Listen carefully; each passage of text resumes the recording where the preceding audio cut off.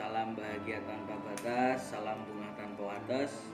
Semoga rezekimu mengalir deras dan semoga seluruh makhluk bumi bahagia. Hari ini jam 9:01 tanggal 20 Februari tahun 2021. Baik, saudara-saudaraku, langsung saja, dan saya nggak mau bertele-tele, nanti kalian juga bosen kan lihat saya terus di YouTube, di Facebook, di Instagram, di Twitter.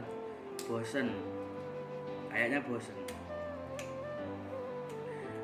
Aktivitas saya tiap hari itu yang ngobatin orang sakit, datangin mereka ke rumah ya, penyakit medis, penyakit gaib, santet, dan lain-lain sebagainya, guna-guna, sihir, tenung, teluh.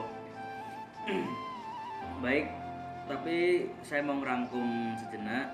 Beberapa minggu ini banyak pasien-pasien saya yang mengeluhkan batuk pilek dan takut kena corona atau COVID-19.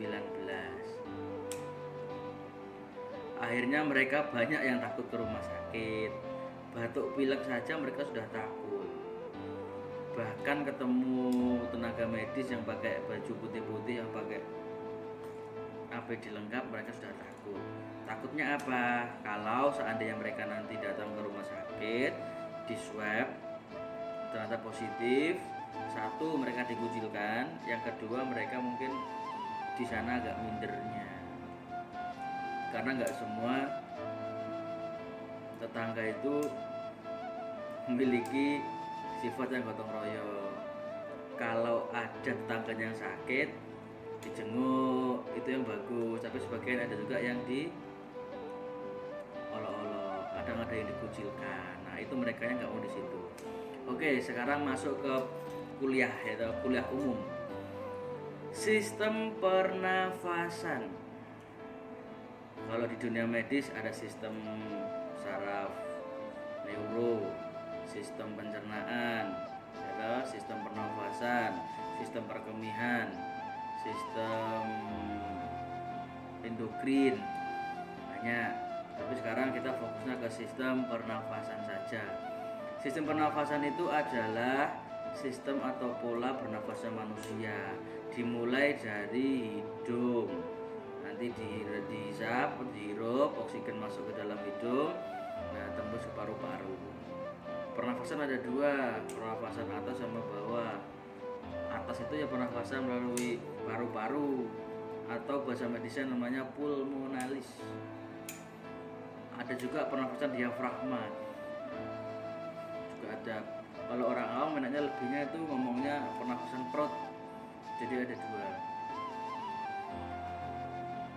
Kenapa orang kalau pilek nggak bisa tidur? Jelas, saat pilek itu berarti ada bakteri masuk dan dia sehingga menginfeksi sekitar nasofaring atau hidung. Di sana timbullah flek atau ingus, ya, bahasa mana ingus. Bayangkan kalau nafas kita ini dibuntu, salurannya dibuntu oleh umbel atau ingus. Apa yang terjadi? Nafas kita nggak teratur. Makanya Allah itu mendesain paru-paru kita menjadi dua bagian, lobus kanan dan lobus kiri. Jadi paru-paru itu ada dua begini, ya. Seandainya yang buntu, kedua hidungmu itu buntu, maka saran saya kamu tidurnya miring kiri atau miring kanan. Diharapkan miring kiri itu ada sekretnya itu nanti dia masuk ke paru-paru sebelah, sehingga saluran hidungmu sebelah kanan dia akan terbuka.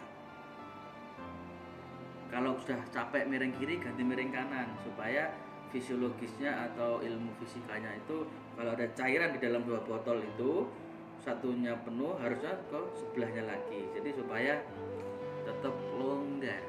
Nah, itu obat-obatan juga sudah banyak di apotek, di masyarakat banyak. Obat-obat batuk pilek banyak jenisnya. Nah, tergantung. Kadang ada juga anak kecil itu yang pileknya itu tidak bisa mengeluarkan dahaknya atau batuknya. Piye? Ya harus dinebulizer, diuap supaya nanti encer dahaknya dan bisa keluar dengan maksimal. Ingat ya, sistem pernafasan itu sangat fatal. Bayangkan kalau ada orang nggak bisa nafas, pengap atau ngap-ngap itu sudah masuk emergensi. Breathingnya, yaitu breathingnya. Kalau di ilmu emergensi atau namanya itu AGD, ambulan gawat darurat, itu ada circulation airway breathing, CAB. Jadi nyawa seorang itu ditentukan dari sirkulasinya atau nadi di dalam tubuhnya, jantungnya, terus jalan nafasnya sama pernafasannya. Kalau pernafasan tersumbat nggak bisa nafas secara spontan, otomatis pasien itu akan tergeletak lemas, nggak sadarkan diri. Itu udah pasti. Makanya sistem pernafasan itu sangat penting. Saran saya, tidak perlu takut dengan penyakit apapun. Semua penyakit ada obatnya. Allah yang ngasih penyakit, Allah juga yang menyembuhkan. Jadi tetap berobat ke medis, kolaborasi non medis juga ke alternatif. Dua ini nggak boleh dipisahkan. Ada kalanya medis juga perlu alternatif, ada kalanya alternatif juga perlu ke medis. Jadi dua ini sangat berdampingan erat, jangan dipisah-pisah. Mentang-mentang nggak percaya alternatif ke medis terus, begitu juga sebaliknya. Mentang-mentang alternatif nggak percaya medis, harus dua-duanya harus seimbang. Karena gimana pun juga alat-alat medis itu juga menentukan TTV pasien, tanda-tanda vital pasien. Kita tensi dulu pasiennya, nadinya pasien berapa, RR-nya, respiratory rate-nya berapa, pernafasannya, sama suhunya. TTV 4 ini harus kita jalankan dulu. Setelah ini kita berjalan dengan bagus, kita harus punya alat. Paling nggak kita harus cek dulu gulanya pasien berapa, gula darahnya, gula darah puasa atau gula darah ngaca. Kemudian kita tensi meneh. Terus kita kita cek kolesterolnya berapa, asam uratnya. Nah, setelah kita tahu data ini, baru kita tanyakan, Pak, keluhannya apa? Bu, keluhannya apa? Nanti bisa kita hubungkan sama penyakit medis, WOC. Kalau di dalam ilmu keperawatan itu namanya WOC, Web of Caution. Itu pohon masalah atau akar masalah. Misalkan nih, pasien mengeluhkan batuk pilek, DS ya. DS itu data subjektif, data yang disampaikan oleh pasien. Pak, saya batuk pilek 3 hari, demam, sesak nafas, itu misalkan. Oke, baru kita masuk ke DO, data objektif. Itu adalah data yang kita lihat dari pasien langsung. Oh, ternyata betul pernafasannya dangkal dan dalam, suhunya tinggi, berarti ada demam. Terus nafsu makan menurun, itu bisa. Semua itu bisa muncul karena dari satu gejala saja. Kok bisa demam? Iya bisa. Begitu dia batuk pilek, terkena infeksi, radang, di tonsilitisnya radang, terus amandilnya seandainya pun ada, itu membuat orang itu demam. Berarti ke arah demam. Nanti dikasih obat demam satu. Kemudian yang kedua, kok jadi nggak nafsu makan? Gimana mau nafsu makan? Buat nelannya susah. Sininya ada radang, nggak mungkin. Berarti kita kasih obat radang. Jadi penyembuh atau tabib zaman dulu, gitu, atau sekarang tenaga medis harus betul-betul menguasai sikap, tanda, gejala pasien saat pertama kali datang berobat kepada Anda. Nah, jadi harus pintar-pintar menghubungkan antara ini ke ini. Analisa data yang penting. Analisa data itu sangat penting untuk menentukan diagnosa permasalahan yang dialami oleh pasien. Diagnosa nggak harus orang medis toh, semua penyembuh ya harus punya diagnosa. Kalau bahasa medisnya diagnosa, kalau bahasa orang awam ya akar permasalahan saja, lebih enak nyebutnya, simple gitu, akar permasalahan. Jadi sistem pernafasan itu sangat penting. Di dalam paru-paru itu ada lobus kanan, lobus kiri, yang harusnya ada oksigen.